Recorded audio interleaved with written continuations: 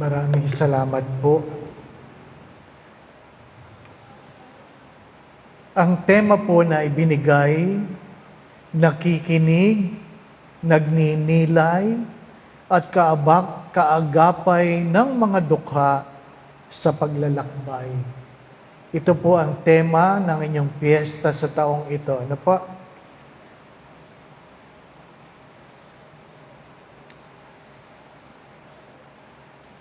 Alam naman ng marami na noong September 2022, ako po ay na-stroke. Ano po? Completely paralyzed. At sabi nga ng doktor, dinig ko, dahil late na akong nailipat sa isang hospital tungo sa Cardinal Santos, sa hindi inaasahang pagkakataon na sabi niya, Father Dave might not make it. Father Dave might not make it. Siyempre, kung ikaw yung pasyente, iba ang mararamdaman mo. Parang sinasabing, mamamatay ka na. Di po ba, anak? Sa awa ng Diyos, ibinangon ako. Ano po? Sa tulong at panalangin ni Padre Pio, na kung saan siya po ang secondary patron ng aking chapel na pinaglilingkuran ngayon sa Greenbelt. Pero, ang gusto ko pong pagtunan ng pansin ay, na-stroke ako hindi dahil sa puso. Na-stroke ako dahil sa diabetes. Sa diabetes. Ano po? Anong dahilan? Na pag biglang tumataas ang blood sugar, lumalapot ang dugo, at dahil sa paglapot ng dugo, bumara yun sa aking maliit na ugat sa leeg, at yun ang naging dahilan ng stroke. Ano po? Wala namang namamatay sa diabetes, sa komplikasyon. Ngayon, ano po ang problema? Ang problema, tuwing nagmimisa ako, at ako ay umiinom ng alak, kahit gano'ng kaunti, tumataas ang blood sugar ko. Tumataas. Kaya, mamimili ka. Magmimisa o tataas ang blood sugar. Ano po? Siyempre, dahil ako ay pari, pinipili ko magmisa kahit na tumataas ang blood sugar. Well, sadyang may kanya-kanya tayong pinagdadaanan sa buhay. Sadyang may kanya-kanya tayong pagsubok. Hanggang kailan, hindi ko alam. Ang mahalaga, sana marunong tayong makinig, magnilay, at umagapay sa mga taong meron ding pinagdadaanan sa buhay. Ano po ba yung nakikinig? Ito po ay pagbibigay ng puwang at malasakit para marinig ang hinaing at kwento ng iba. Sapagkat pag punong-puno tayo ng ating sarili, hindi natin maririnig ang ibang tao. At kung hindi natin maririnig ang ibang tao, lalong hindi natin maririnig ang Diyos.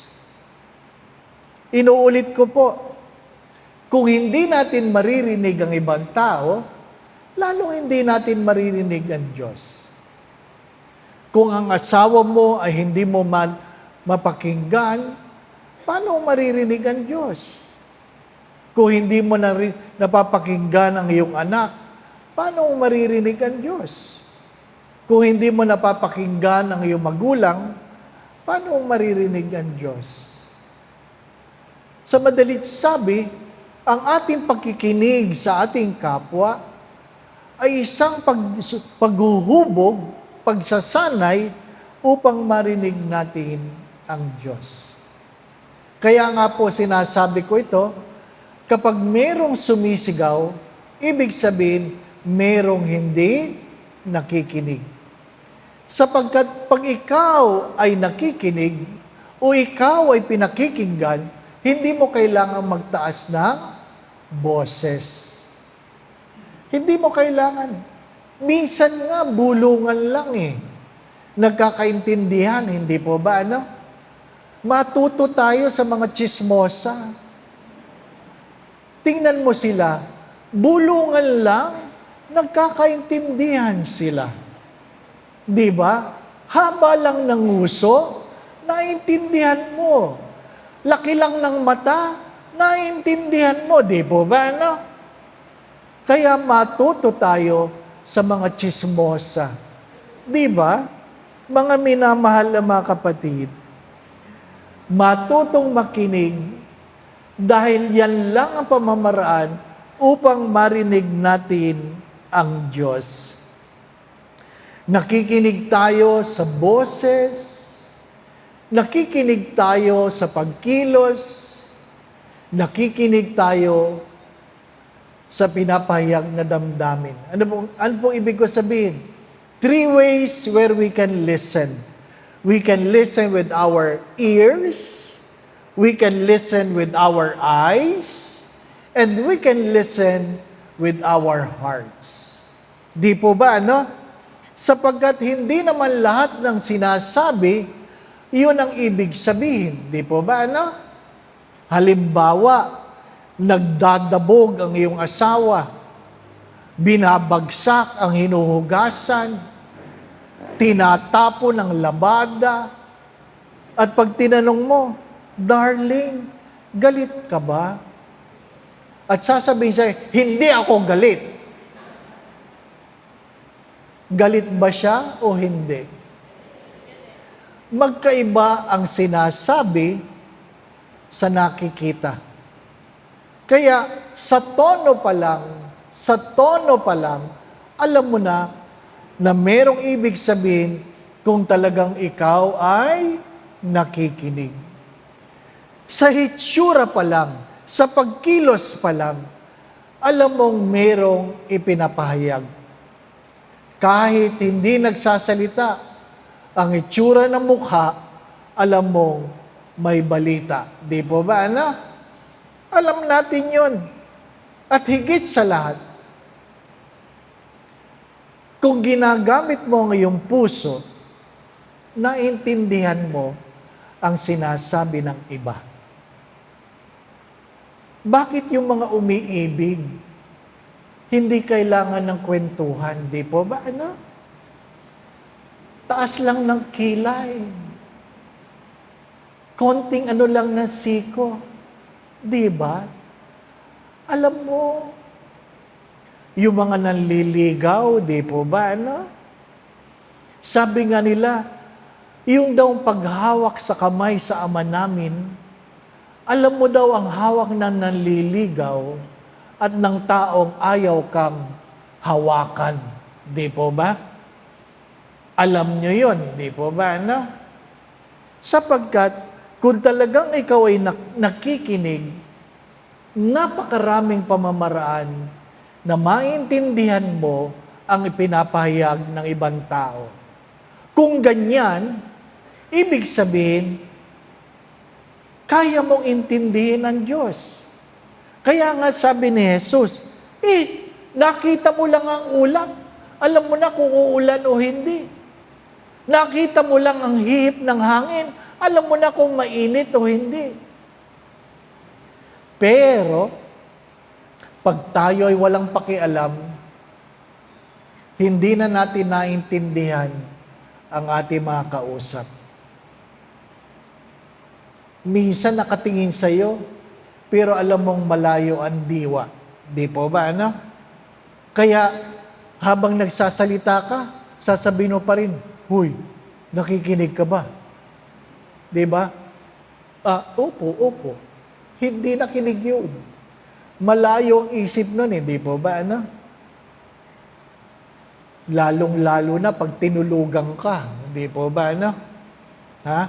Kung saan sa misa, marami sa atin, talagang inaantay ang humiliya para matulog. Di po ba, no? Inaantay. Sadyang ang boses ni Father, parang ibong Adarna. No? Ha? Kailangang mayroong sigla ang mga nagbabasa. Kundi unang pagbasa pa lamang, tinulugan ka na. Kahit gandahan ng awit ng kantor, ang salmo, lalo mong hinihele ang talagang ayaw makinig. Kaya ang pangalawang pagbasa, malalim-lalim na. Di po ba, Kaya pagdating sa homilia, may panaginip na siya. Di po ba? Kitang-kita kayo dito. Ha? Alam ni Father Boy yan.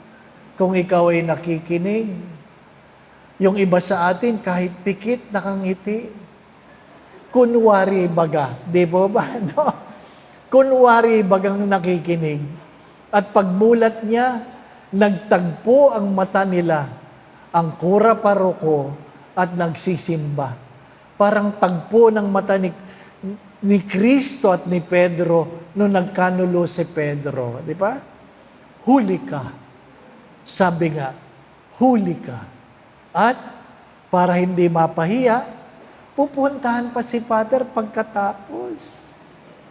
Father, thank you. Ang ganda ng homily mo. Di ba, Uy, marami sa inyo nagsasabi niya.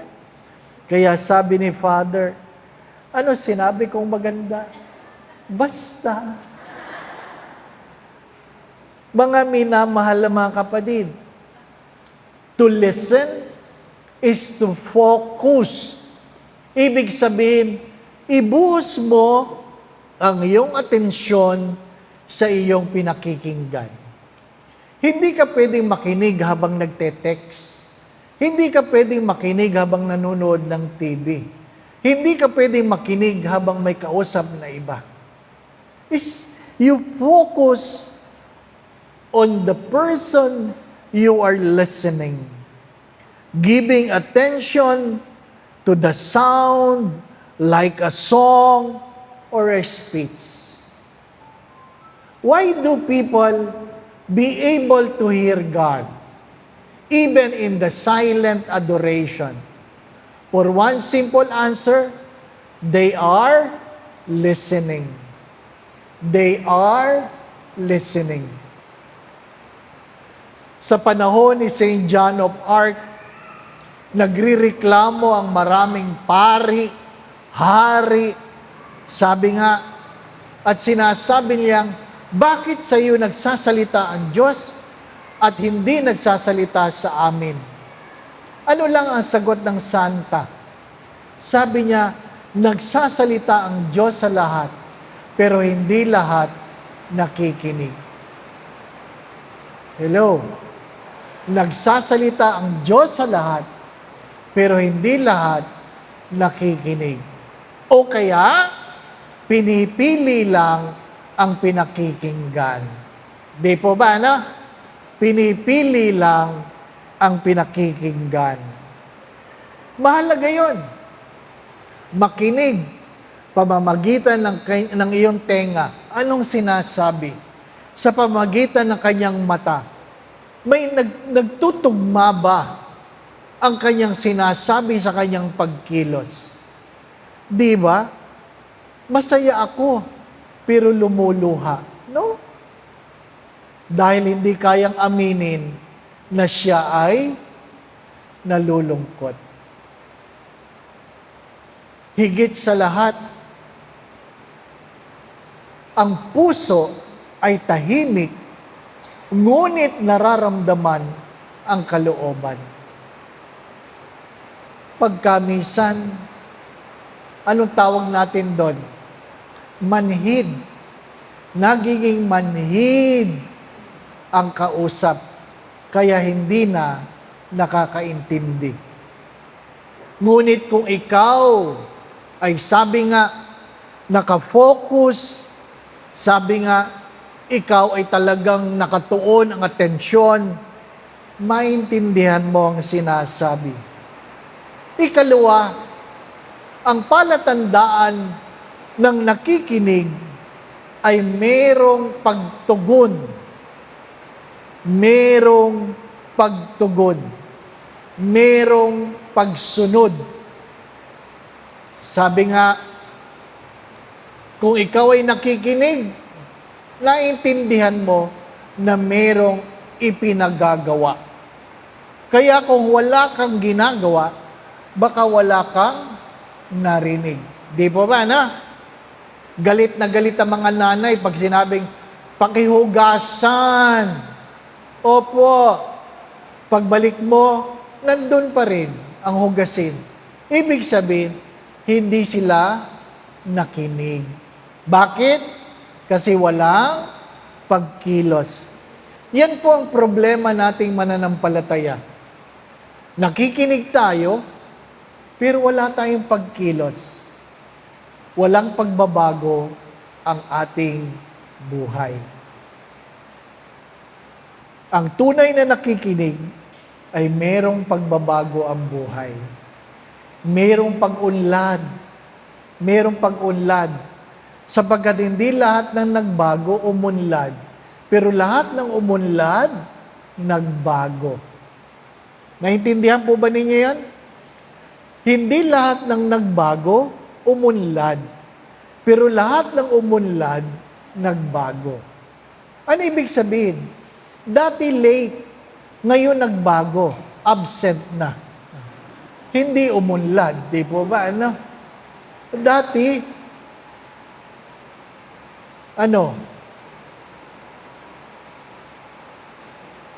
magsabi kayo, ha? Dati, kung mag-chismis, twice a week lang. Ngayon, 7 days a week na. Nagbago. Ano po? Hindi umunlad. Ano po? Mga minamahal na mga kapatid, ang mahalaga sa pakikinig ay merong pagtugon. Merong pagtugon. Di po ba, ano? Pangatlo,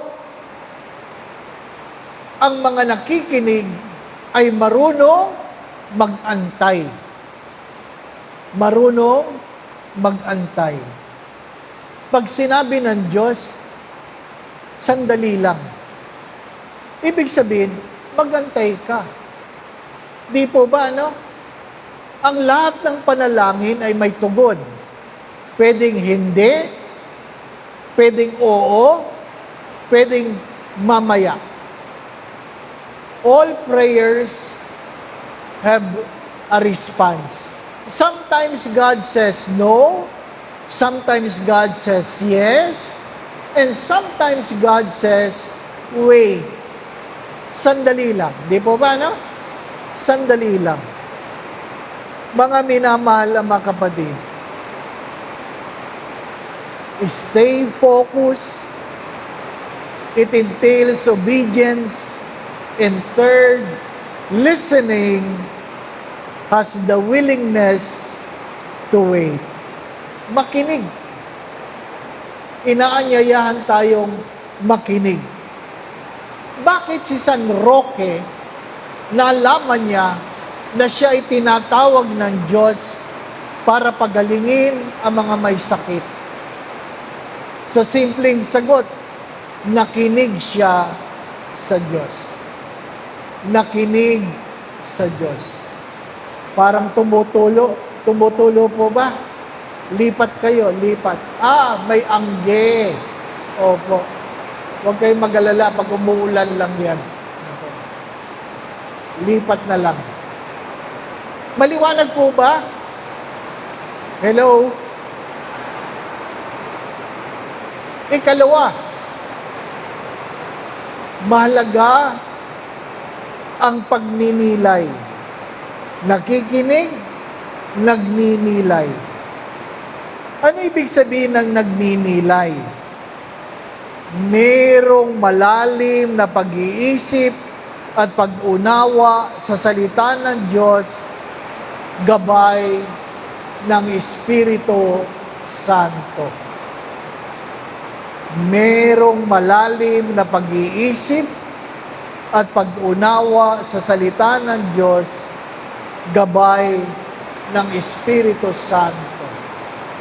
Sa madalit sabi, walang tunay na pagninilay kung hindi ka nag-iisip. Walang tunay na pagninilay kung walang gabay ng Espiritu Santo. Pwedeng narinig mo, pero hindi mo na pagnilayan kasi hindi ka nag-isip ng malalim. Ang problema natin, ayaw na nating mag-isip. Gusto natin, tanong na lang ng tanong. Di po ba, na? Tanong na lang ng tanong. Ayaw natin mag-isip. May misa po ba mamaya? Meron po. Anong oras po? 6:30. 6:30 po ang misa? Opo. Anong oras po? 6:30. Bakit kailangang ulitin? Hindi mo ba naintindihan na 6:30? Di po ba, anak? Kasi hindi nag-iisip. Hindi nag-iisip. 6:30 ng gabi. Hindi umaga. Di ba? Pag kayo ang kausap, mapupundi kayo. Di po ba, ano? Tapos sasabihin nyo, bakit kaya ang Diyos? Ay kasi, nakinig ka nga, hindi ka naman nagnilay. Di po ba, ano? Maraming ganyan. Di po ba, ano? Maraming ganyan.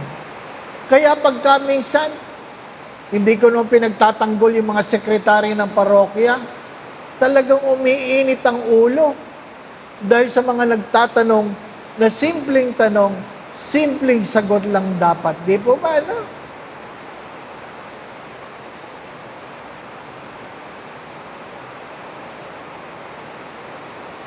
Lalo na pag si Father. Di po ba, ano? Ang hirap. Di ba, ano? Ang hirap. Father, kayo po ba magmimisa? Opo. Mamayang gabi po? Opo. Hindi po sa umaga? Mamayang gabi nga po. Gabi lang? Opo. Bakit hindi sa umaga? Gabi nga eh. Hindi po ba, no? Di ba? Minsan, ayaw nating mag-isip. At dahil hindi tayo nag-iisip, hindi tayo nakakapag-nilay. Naintindihan po ninyo?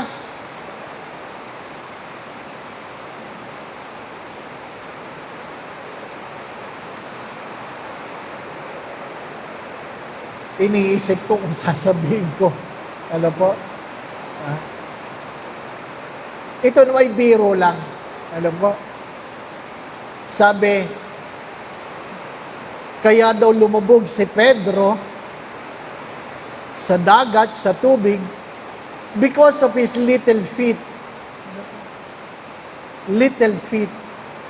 Sabi, little feet? Little faith.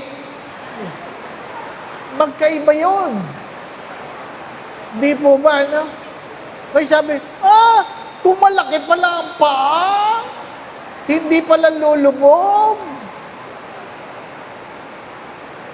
Kasi hindi nag-iisip. Di po ba, no?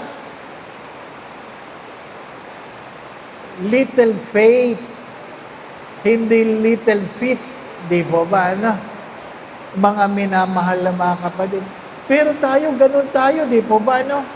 Huwag hawakan, basa ang pintura. hahawakan pa rin. Ay, basa nga. Di po ba, no? Huwag dumaan dito. Madulas. Doon pa rin dumadaan. Nadulas. Ay! Bakit? Nakasabi ng huwag dumaan, madulas eh. Di po ba, no? Hindi nagninilay. Di ba? Kumain ka ng itlog. Siyempre, alisin mo ang balat, di po ba, no? Pero yung iba, tinatanong pa, paano kainin ito? Ha? Ngayon ka lang ba nakakita ng itlog na nilaga? Na kailangan mo itanong paano kainin ang itlog? Mga minamahal na mga kapatid, ang ibig sabihin ng pagninilay ay mag-isip-isip ng mas malalim. Di po ba, no? Mag-isip-isip ng mas malalim. Mga minamahal, sabi nga ng mga santo, tulad ni San Ignacio ng Loyola, tulad ni Saint John of the Cross, tulad ni Santa Teresa ng Avila, sabi nila, walang paglago sa pananampalataya kung walang kapasidad makapagnilay. Walang kapasidad na makapagnilay. Kaya pag tayo'y nag-iisip, nag-uusap, bago sumagot, magnilay muna. Alam po ninyo, mas magiging mapayapa tayo kung bago sumagot, magnilay muna. Nakakalimutan natin ito. Kasi, tinuruan tayo nung tayo elementary, how to read, how to write, di ba, no? Read and write. Sabi nung isa pa, Father, ano yun? Arithmetic. Arithmetic. Ha? Read, write, and arithmetic daw. Para daw magkwenta. Pero, hindi tayo tinuruang makinig, no? Naalala niyo ba yan? Nung tayo elementary, palaging recitation. Palaging reading. Di po ba, no? Pero walang listening. Kaya yung mga bata, marami sa kanila, hindi marunong makinig. Sana ibalik natin, turuan, di po ba, no? Why do we spend silence during Eucharistic celebration? Moment of silence are very important. Because in those moments of silence, God speaks. You can never listen if you fail. You can never understand if you fail to listen and try to discern what you have heard. Nakikinig, nagninilay. Pangatlo, kaakgapay ng mga dukha. Mga minamahal na mga kapatid, sana naintindihan ninyo ito, na ang dukha ay hindi naman yung mga pulubi sa kalsada. When the church speaks of poor, we talk about the least, the lost, and the last. The least, the lost, and the last. Mga dukha. Hindi lahat ng mahirap, dukha. Kailangan nyo maintindihan yun. Hindi lahat ng mahirap, dukha. At hindi tungkulin ng simbahan na ang mga dukha ay gawing mayaman. Hello? Kailangan nating maintindihan ito. Hindi obligasyon ng simbahan na ang mahihirap ay gawing mayaman. Kasi pagka minsan ang pag-iisip natin, pagtutulungan ng mga dukha, gagawin natin silang mayaman. Hindi. Hindi. Naalala nyo, mayroong kandidato. Pag ako'y binoto ninyo, mawawala ang mahirap. Natandaan niyo ba yun? Pasasayahin ko kayo. Di ba? Nawala ba? Hindi, lalong naghirap. Di ba no? Kasi kinurap. Di ba? Pero, kailangan mong maintindihan, nang dumating ang Diyos, nandyan ang mahihirap. Nung umalis ang Diyos, nandyan ang mahihirap. Sa madalit sabi, maging ang Diyos, hindi yun ang tungkulin. Ang tungkulin lang natin ay maging kaagapay ng mga mahihirap. Maging kaagapay ng mga dukha. Kailangan niyo pong tanggapin ito. Nung ako po ay nag-apostolate sa Bilibid, meron po dong mga kasama namin sa chapel na mga matagal na nakakulong at pinagdadasal namin ang lumaya. Lumaya, sana makalaya na. Tinulungan namin na makakuha ng abogado at siya ay, sabi nga, ipetisyon ang kanyang kaso. Sa awa ng Diyos, pagkatapos ng ilang buwan, sabi niya, brother, hindi pa po ako pare nun, brother, lalaya na ako. Tuwan-tuwa ako. Siyempre, ikaw ang nagdasal eh. Di ba, no? At lalaya. Ang malungkot na kwento, pagkatapos ng 2 buwan, nakita ko ulit siya sa Bilibid. Nakita ko ulit sa Bilibid. Sabi ko, ano nangyari? Ano na naman ang kaso mo?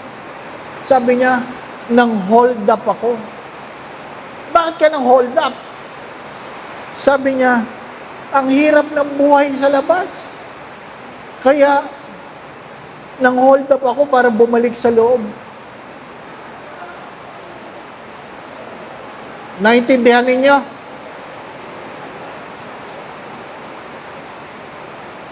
May mga taong kahit buksan mo ang pinto ng selda, hindi talaga lalabas. Hello?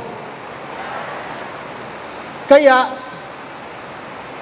kahit anong tulong natin, may magagalit. Kahit anong tulong natin, talagang hindi sila matutulungan. Kasi, parang kampante na sila sa sarili nilang pagkakakulong. Nung ako po ay kura paroko sa Santa Mesa, tinulungan po namin yung mga squatter sa tabi ng creek. Inihanap namin ng lupa sa Marikina. Inihanap namin ng pera pambili ng lupa. Inihanap namin ng pera pero meron silang ipampapatayong bahay. At nagkaroon ng katuparan. Inalis ang mga bahay-bahay sa tabi ng creek. Pagkatapos ng 6 na buwan, bumalik sila doon. Ang malungkot na kwento, yung aming ibinigay na bahay at lupa na ibenta nila. At bumalik sila sa tabi ng creek. Ang sagot ay, Mahirap ang buhay doon, Father. Ano ibig ko sabihin? May mga taong sadyang ayaw lumakad. Na kahit anong akay mo, ayaw talagang lumakad. May mga taong sadyang ayaw bumangon. Di po ba, ano? May mga taong sadyang ayaw magtrabaho. Ang tanong ay, pababayaan ba natin sila? Hindi. Hindi. Kailangan nating umagapay sa kanila. Ang pag-agapay ay pagkilos ng may pagmamahal at pag-alalay sa mga mahihirap sa kanilang pang-araw-araw na paglalakbay sa buhay. Mga minamahal na mga kapatid,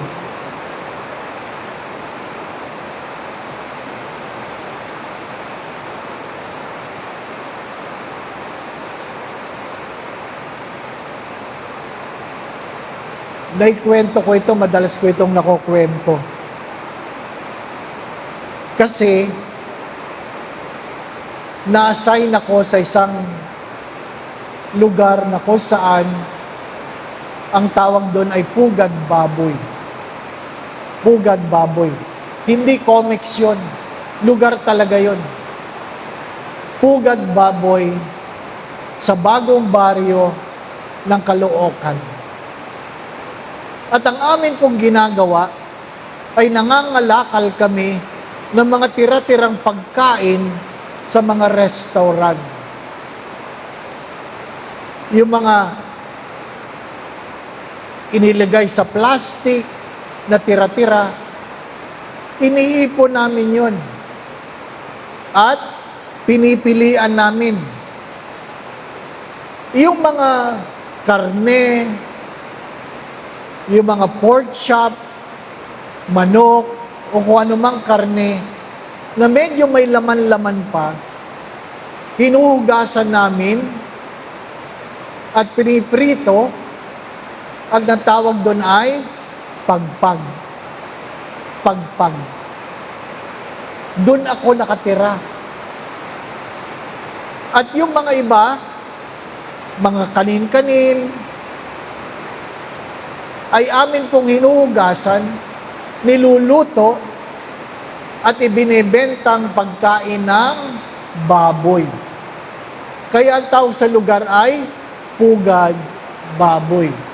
Pag mayroon kayong babuyan at naghahanap kayo ng pandagdag na pagkain sa baboy, pupunta lang kayo doon at bibili kayo ng kaning baboy. Pero, yung mga karne-karne na pagpag, pag naluto na, pag natosta na, parehas din ang lasa. Huwag mo na lang iisipin na nakuha mo sa basura. Di po ba, na? At dahil nalaman ng aking spiritual director, dinagdagan niya yung aking baon pag nagpupunta ako sa apostolate. Sabi niya, huwag kang kakain nun, ha? Huwag kang kakain. Pero, nakakahiya naman na pagdating ko, kakainin ko lang yung baong ko at sila ay hindi. So, di ko matiis. Pagdating ko, ibibigay ko na lahat ng dilata, lahat ng bigas, para minsan, meron silang makain na hindi pagpag. At, pag kinain namin, kakain na rin ako ng husto. Kasi alam kong, yun ang huli kong kaing maayos. Di ba ba, no? Ngayon, minsan ako dumating, may bagong saing, at mayroong parang corned beef. Ibig sabihin nun, malaki ang kinita kagabi. Malaki ang kinita kagabi. Kaya, Nung sinabing, Kuya, kain ka. Di kain ako. Kanin, corned beef. Pero pag subo ko, hindi lasang corned beef. Yun ang problema. Hindi lasang corned beef. Ay nasa bibig mo na. Naglalaro ay ang isip mo. Ano kaya ito? Gusto mong lunukin, ayaw talaga sumama. Ayaw talaga. Nagluluha ako kasi ayaw talaga. Sabi ko, kung iinom ko ito ng tubig, dadami. Di ba ba, no? Pinipilit ko talagang lunukin. Ayaw talaga. Kahit anong panalangin, ayaw talaga. Napansin ng katabi ko, sabi niya, Kuya, ayaw mo? Akin na lang. Di sabi ko, sige. Di ba? At least, yung laman na lang ng bibig ang poproblemahin ko. Di ba ba, no? Naubos na lang niya, hindi ko pa nalulunok. Ayaw talaga. Kasi, iba yung takbo ng yung utak mo. Kaya, kunwari, nagmumug ako. At niluwa ko na lang. Di ba, no? Patawarin ako. Hindi kaya eh. Di ba? At sinilip ko sa basurahan. Ay, may bagong bukas na dilata. At least alam ko, hindi yon pagpag. Di ba, no? Nabawasan ang iniisip mo. Ay, hindi naman pala pagpag. Dilata naman pala. At least, di ba? At sinisipa-sipa ko ang basurahan para umikot ang lata. At nakita ko, meat chunks. Ay, hindi corned beef, meat chunks. Kaya lang, ang brand, pedigree. Pedigree.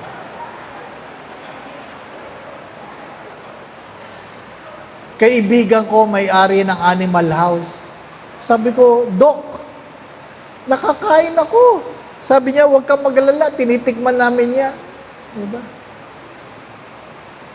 Mga minamahal na mga kapatid, palagi ko ito tinatanong, pinagpapasalamat mo ba ang iyong kinakain? Naintindihan mo ba na hindi lahat ng kumakain maayos ang kinakain? Na ang mga anak ay madali magreklamo dahil hindi nila gusto ang kanilang kakainin. Di po ba, no? Ano ibig sabihin ng pag-agapay? I walk with them. Hindi ko naman sila pwedeng hanguin sa kinilalagyan. At least, kaya ko maglakbay kasama nila. Di po ba? Anong hinihingi ng Diyos sa inyo? Yun ang challenge. Anong hinihingi ng Diyos sa inyo? Sinong ayaw niyong pakinggan? Ano ang hindi mo maintindihan? Ano o sino ang gusto ng Diyos na ikaw ay umagapay? Meron bang may sakit sa inyo? Lang hinihingi lang ng Diyos ay konting pag-unawa? Meron ka bang kapatid na naghihikahos na humingi ng konting tulong? Mga minamahal na mga kapatid, ang problema natin ay masaya tayong nagsisimba, pero nakakalimot tayong umagapay sa dukha na kasama natin sa sarili nating bahay. Inuulit ko,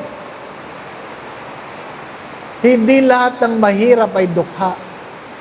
Sapagkat minsan, ang anak mo ay dukha dahil hindi mo pinapakinggan, hindi mo inaagapayan, at hindi mo naintindihan.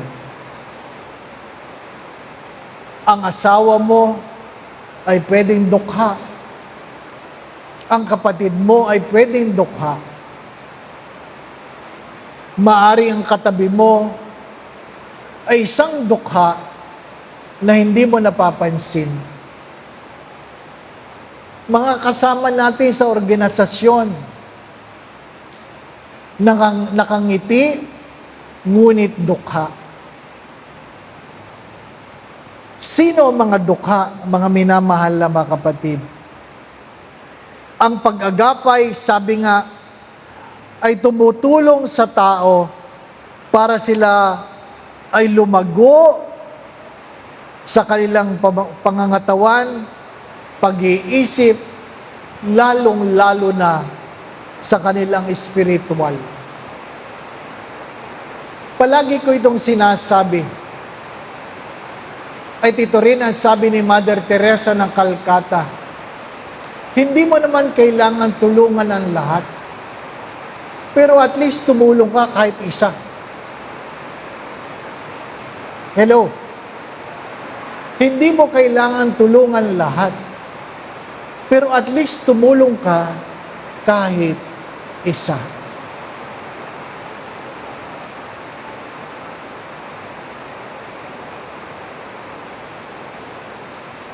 Magbabago ba sila? Hindi mo na obligasyon yun. Ang mahalaga, tumulong ka. Naintindihan po ninyo? Magbabago ba sila?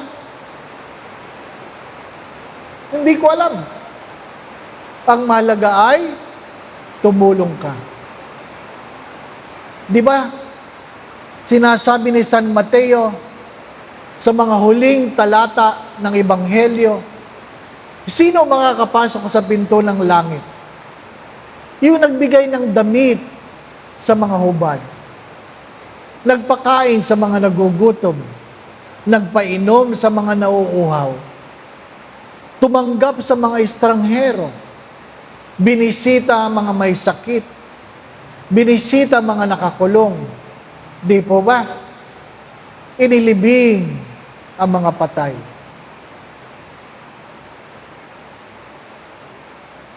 Ang malungkot na kwento ay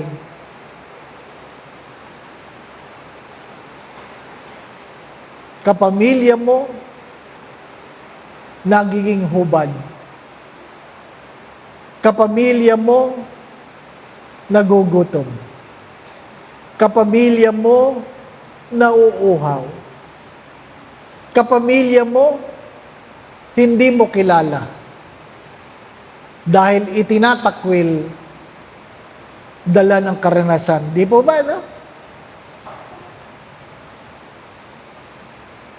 Isang katotohanan, mga magulang, marahil naranasan niyo ito, na ang bahay ng magulang palaging bukas para sa mga anak. Di po ba? Ang bahay ng magulang, kung meron man, palaging bukas para sa mga anak. Children are always welcome in the home of their parents. Pero, ang malaking pero ay ano, hindi lahat ng magulang ay tanggap ng mga anak. Sa madalit sabi, hindi lahat ng bahay ng anak bukas sa magulang. Di ba? Pag bumisita ang anak, oh, kain ka, pasok ka. Di ba? Pero minsan, pag dumadating ang magulang sa anak, yung anak ang nagsasabi, bakit andito yan? Ano na naman ang kailangan yan? Minsan, kahit walang perang magulang, pag nangutang ang anak, pati yung para sa kanya, nabibigay niya.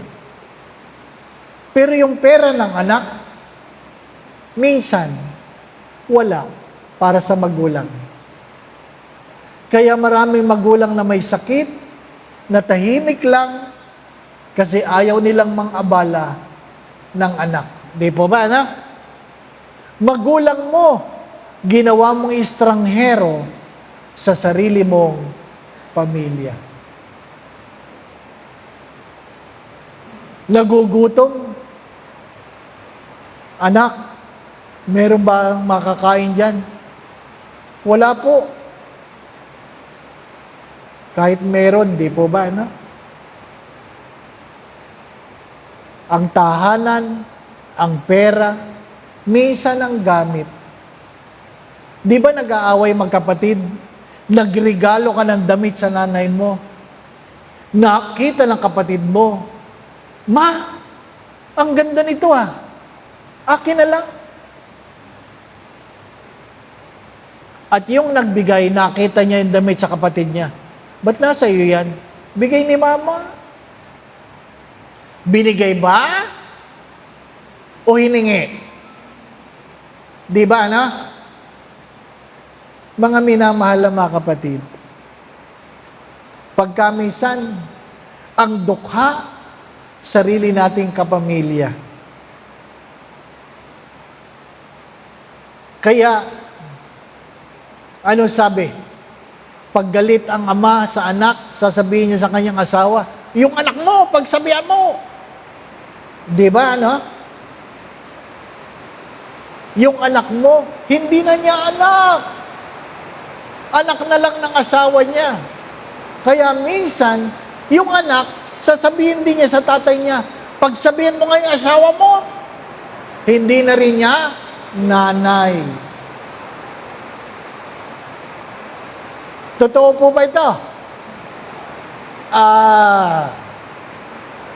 Ano ibig ko sabihin? Huwag mong isipin ang dukha nasa kalsada. Minsan, kasama mo sa pamilya. Mga minamahal na mga kapatid, kaya nga, kung gusto nating kaagapay ang mga dukha, ibalik natin ang tamang relasyon. At huwag mong kakalimutan kung ano ang ginawa mo sa kaliit-liitang ng iyong kapatid, ginawa mo ito sa akin. Ano sabi ni St. John of the Cross? In the twilight of our lives, when we bend our knees before God, God will never ask the question how much money you have, where you have been, what titles you have gained. God will only ask one question. And what is that? How much love you have given. Sa Tagalog, mas maganda. Sa takip silim ng ating mga buhay, sa pagluhod sa harapan ng Diyos, hindi tatanong ng Diyos kung magkano ang iyong naipon. Saan ka nakarating? Ano ang iyong naabot? Hindi tatanong ng Diyos yun. Isa lang ang tanong ng Diyos. Gaano kalaking pagmamahal ang iyong pinagkaloob? Sapagkat sa huli, ang lahat ay susukatin sa pagmamahal. Ang lahat ay susukatin sa pagmamahal. Mga minamahal na mga kapatid, bakit ba pagkamisan, mabait lang tayo sa mga meron at kasama tayo doon sa nagpapabaya sa mga walang-wala? Di po ba, na? Maiksi lang ang buhay. Kung inyong napapakinggan at kung inyong pagninilayan, hindi mahirap umagapay sa mga nangangailangan. Makinig. Learn to listen. Learn to discern. Mag-isip mag-isip. At pag nagawa natin ito, madaling umagapay sa mga nangangailangan. Sapagkat hindi lahat ng mahirap nangangailangan. Ang nangangailangan lamang ay dukha. Dukha na pwedeng mayaman, ngunit napapabayaan. Mga minamahal na mga kapatid, sino ang mga dukha sa buhay mo? Sino ang sinasabi ng Diyos, tingnan mo naman, pakinggan mo naman. Kaya nga si San Roque, alam niya naman na mahirap magkasakit. Pero, umagapay siya sa mga dukha. Ang mga dukha ng panahon na yon ay ang mga biktima ng peste. Pwede naman siyang umalis. Pwede naman niyang iwanan yan. Pero nakinig siya. Nag-isip siya. Kaya nagawa niyang umagapay. Ang hamon para sa bawat isa ay tularan ang ating patron. Magagawa lang natin yan, tulad ng sinabi ko kanina sa misa, manalangin at matutong manalig. Manalangin at matutong manalig. Sapagkat hindi naman hihingin sa iyo ng Diyos kung wala ka talagang ibibigay. Tandaan nyo yan. Hindi hihingin sa iyo ng Diyos ang mga bagay na wala ka naman talagang ibibigay. Pag merong hiningi, ibig sabihin, merong kanyan sapagkat binigyan kanya. Hello? Huwag niyong kakalimutan ito. Pag may hiningi ang Diyos, ibig sabihin, meron kanyan. Bakit alam niyang meron kanyan? Kasi siyang nagbigay sa iyo. 9:00 na. Gabi na.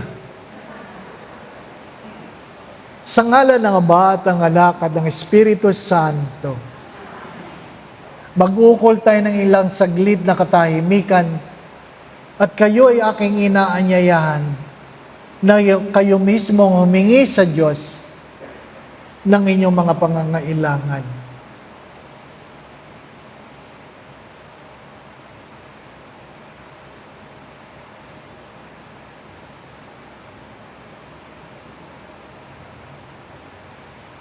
Ama naming mapagmahal, maraming salamat sa biyaya na pinagkaloob mo sa amin. Biyaya na nagdudulot sa amin ng lakas, katatagan ng buhay at pag-asa. Sa gitna ng mga pagsubok at problema, salamat po sa iyong pag-agapay at patuloy na pagpapadama na hindi mo kami pinapabayaan. Panginoon, kilala mo ang bawat isa na naririto, na sa gitna ng malakas na pagbagsak ng ulan, narito sila. Panginoon, huwag mo pong pagdamutan na sila ay buhusan mo ng iyong pagpapala. Kung meron man sa kanilang may karamdaman, nawa po'y pagkaluban mo sila ng kagalingan. Sa mga nanghihina, bigyan mo ng kalakasan. Sa mga naguguluhan, bigyan mo ng linaw ng pag-iisip. Panginoon, samahan mo sila. Iparamdam mo ang iyong kalinga at pagmamahal. Ingatan mo sila, ilayo mo sila sa lahat ng uri ng kapahamakan. At kung meron man sa kanilang may karamdaman, nawa po'y pagkaluban mo ng kagalingan. Gabayan mo sila, Panginoon, sa anumang kanilang mga pinagdadaanan sa buhay. Nawa po, lumago ang kanilang pananalig at pananampalataya sa iyo. Nawa po ang kanilang mga pamilya saan man naroroon, ay hipuin mo,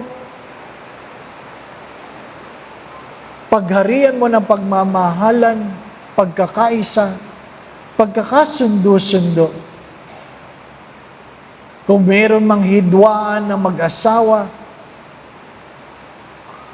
ang mag-anak, pagkasunduin mo, Panginoon. Pagkaluban mo sila ng kapayapaan, kasayahan,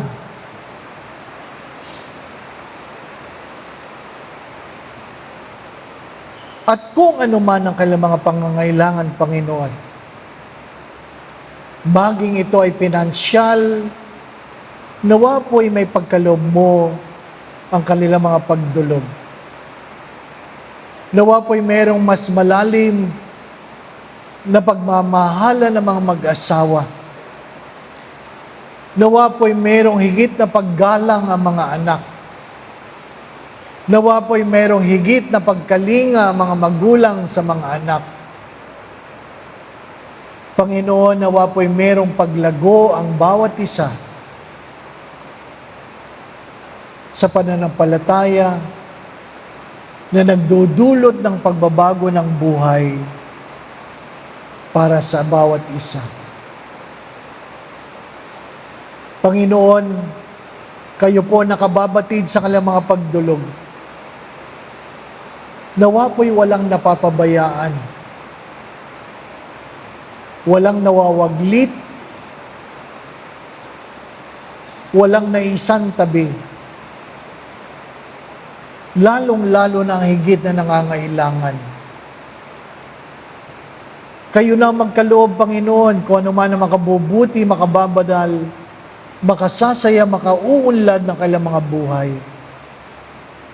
Pagpalain mo po ang parokyang ito, pagpalain mo po ang kailang kura paroko, pagpalain mo po ang lahat ng lilingkod, pagpalain mo po ang lahat ng parokyano. Sa tulong at panalangin mga banal, lalong-lalo na ng mahal na Biren, gayon din ni San Jose, ang tapat niyang esposo, ang aming patron si San Roque. Pagpalain mo ang bawat isa, Panginoon, sa ngalan ng Ama at ng Anak at ng Espiritu Santo. Magandang gabi po sa inyong lahat.